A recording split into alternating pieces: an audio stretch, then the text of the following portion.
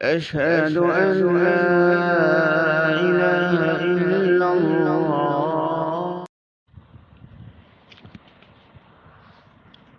نحمده ونصلي على رسوله الكريم، أما بعد. أعوذ بالله من الشيطان الرجيم. بسم الله الرحمن الرحيم. وإذ قلنا للملائكة اسجدوا لآدم فسجدوا إلا إبليس أبى واستكبر وكان من الكافرين. اور جب ہم نے فرشتوں سے کہا کہ سجدہ کرو آدم کو، تو سب نے سجدہ کیا سوائے ابلیس نے، کہ ابلیس نے سجدہ نہ کیا اور اس نے انکار کر دیا اور تکبر کیا، اور وہ کافروں میں سے تھا۔ فرشتوں کا آدم علیہ السلام کو سجدہ کرنا اور ابلیس کا انکاری ہونا۔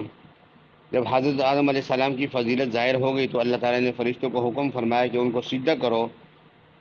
حکم تو پہلے سے دیا جا چکا تھا، جیسے کہ سورہ حجر اور سورہ صاد میں ہے، فَإِذَا سَوَّيْتُهُ وَنَفَخْتُ فِيهِ مِن رُّوحِي فَقَعُوا لَهُ سَاجِدِينَ، کہ جب میں نے اس کو بنا دوں اور میں اس میں روح پھونکوں تو اس کے سامنے تم سجدہ کرنا۔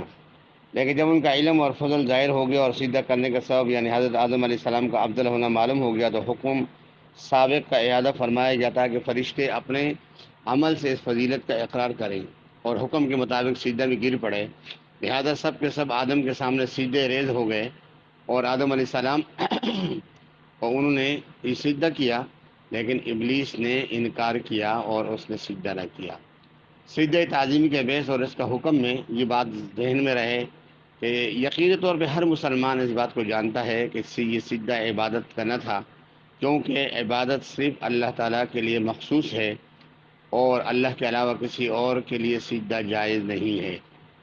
بعض مفسرین نے یہاں دو باتیں لکھی ہیں۔ ایک بات تو یہ کہ بعض حضرات نے فرمایا کہ سجدہ تو اللہ تعالیٰ ہی کو تھا اور آدم علیہ السلام کو قبلہ بنایا گیا، جس طرح کہ ہم خانہ کعبہ کو سجدہ کرتے ہیں۔ ہاں، خانہ کعبہ سامنے ہوتا ہے لیکن سجدہ ہم اللہ کو کرتے ہیں، تو اسی طرح آدم علیہ السلام کو قبلہ بنا کر سجدہ اللہ ہی کو کیا گیا۔ اور بعض حضرات نے فرمایا کہ سجدہ تو آدم علیہ السلام کو ہی تھا، لیکن یہ سجدہ تعظیمی تھا، سجدہ عبادت نہ تھا۔ جیسے حضرت یوسف علیہ السلام کے بھائیوں نے یوسف علیہ السلام کے سامنے سجدہ کیا تھا۔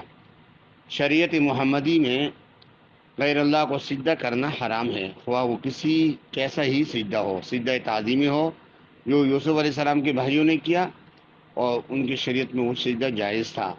لیکن یہ شریعت سابقہ کی بات ہے جو منسوخ ہو گئی۔ حضرت قیس بن سعد رضی اللہ عنہ ایک صحابی فرماتے ہیں کہ میں شہر ہیرا سے آیا، میں نے وہاں لوگوں کو دیکھا کہ وہ اپنے علاقے کے سرداروں کو سجدہ کرتے ہیں۔ میں نے دل میں کہا کہ رسول اللہ صلی اللہ علیہ وسلم اس بات کے زیادہ مستحق ہیں کہ آپ صلی اللہ علیہ وسلم کو سجدہ کیا جائے۔ میں نبی کریم صلی اللہ علیہ وسلم کی خدمت میں حاضر ہوا تو میں نے عرض کیا کہ یا رسول اللہ صلی اللہ علیہ وسلم، میں ہیرا شہر سے آ رہا ہوں، وہاں میں گیا تھا اور میں نے وہاں دیکھا کہ لوگ اپنے سرداروں کو سجدہ کرتے ہیں۔ میرے نزدیک آپ صلی اللہ علیہ وسلم اس سے زیادہ مستحق ہے کہ ہم آپ کو سجدہ کیا کریں۔ آپ صلی اللہ علیہ وسلم نے فرمایا کہ تم میری قبر پر گزرو گے تو کیا سجدہ کرو گے؟ میں نے عرض کیا کہ یا رسول اللہ صلی اللہ علیہ وسلم نہیں۔ آپ صلی اللہ علیہ وسلم نے فرمایا کہ اب بھی مجھے سجدہ نہ کرو۔ اگر میں سجدے کا حکم اللہ کے علاوہ کسی اور کے لیے دیتا تو میں عورت کو حکم دیتا کہ وہ اپنے شوہر کو سجدہ کرے، اس کے حق کی وجہ سے کہ اللہ نے شوہروں کا عورتوں کے اوپر بہت بڑا حق رکھا ہے۔ اس سے معلوم ہوا کہ شریعت محمدی صلی اللہ علیہ وسلم کے اندر بھی سجدہ تعظیمی کسی کے لیے جائز نہیں ہے، جو پہلے شریعتوں میں جائز تھا۔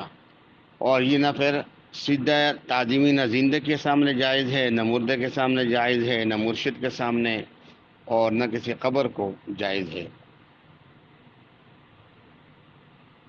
بعض حضرات نے سجدہ تعظیمی کی حرمت پر قرآن کریم کی سورہ جن کی یہ آیت تلاوت فرمائی ہے، ذکر کی ہے کہ وَأَنَّ الْمَسَاجِدَ لِلَّهِ فَلَا تَدْعُوا مَعَ اللَّهِ أَحَدًا سے استدلال کیا ہے کہ بلا شبہ تمام سجدے اللہ تعالیٰ ہی کے لیے مخصوص ہیں، لہذا اس اللہ کے ساتھ سجدے میں کسی اور کو شریک نہ کیا جائے۔ ابلیس کی بدتمیزی اور بدبختی سورہ حجر کے اندر فرمایا اللہ رب العزت نے کہ افسجد الملائکۃ کلہم اجمعون الا ابلیس ابا ان یکون مع الساجدین کا حکم سن کر فرشتوں نے سجدہ کیا مگر ابلیس نے سجدہ نہ کیا، اس نے اس بات سے انکار کیا وہ سجدہ کرنے والوں میں شامل ہو۔ اللہ جل شان نے جب ان سے سوال کیا کہ تو سجدہ کرنے والوں کے ساتھ سجدہ کیوں نہیں کیا، تو اس نے جواب دیا کہ انا خیر من خلقتنی من نار وخلقتہ من طین، کہ میں آدم علیہ السلام سے بہتر ہوں، آپ نے مجھے آگ سے پیدا کیا ہے اور آدم علیہ السلام کو مٹی سے پیدا کیا ہے۔ ابلیس ملعون نے نہ صرف حکم کی تعمیل نہ کی بلکہ اللہ تعالیٰ کے حکم کو غلط بتایا اور اعتراض کر بیٹھا۔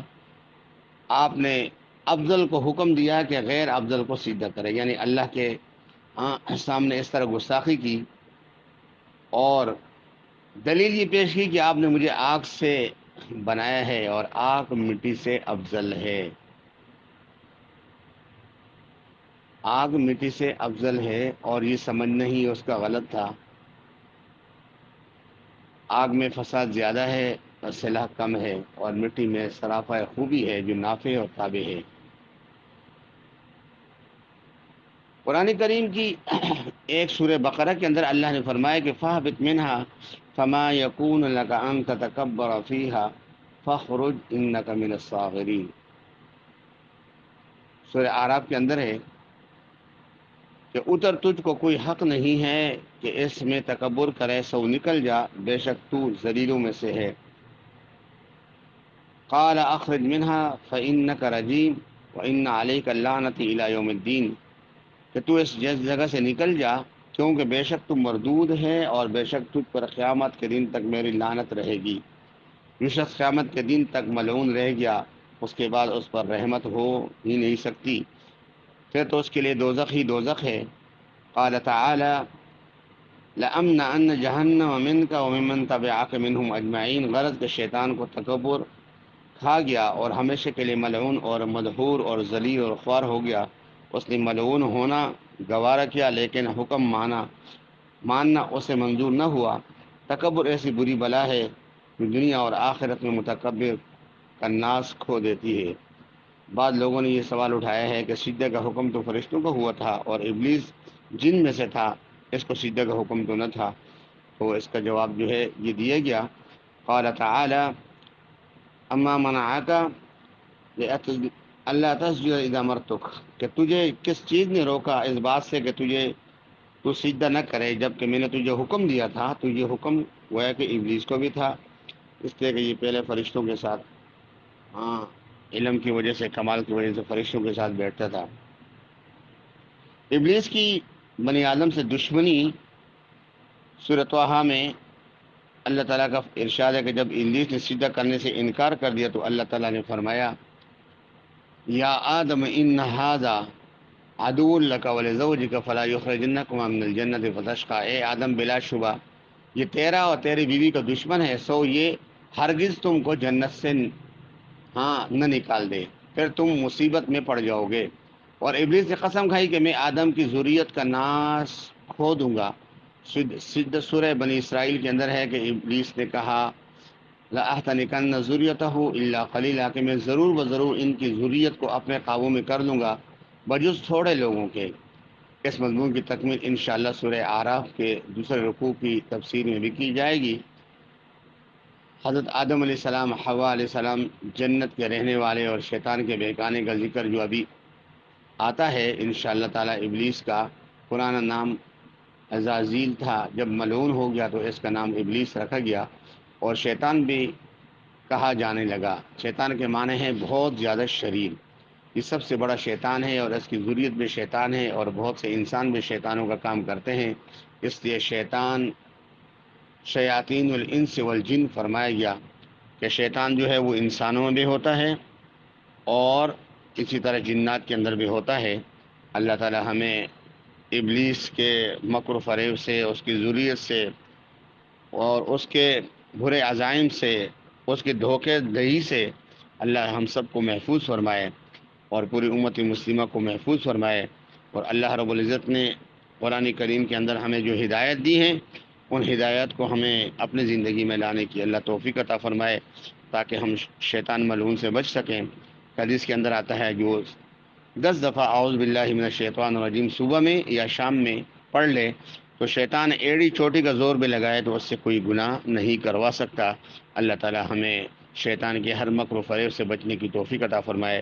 وآخر دعوانا الحمدللہ رب العالمین۔